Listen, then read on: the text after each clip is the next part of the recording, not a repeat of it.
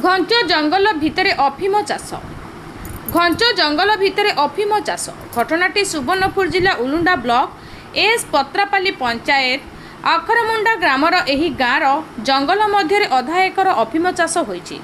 चाष जमी पाखरे एक झरणा अछि जोंठारे पानी को व्यवहार करा जाय जलसेचन मध्य करा जायछि। वर्तमान अफिम फल बाहरी सारिलाणी ओ आदाय होइथवा फलरे थिबा आदायर चिन्ह स्पष्ट बारी होई पड़ुछि।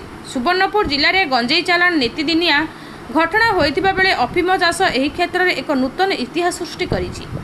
तेबे पुलिस कौन सूत्रु खबर पाई आज जाई सेठारे पहुंची। जंगली विभाग और अबकारी विभाग मध्य घटनास्थल में पहुंची।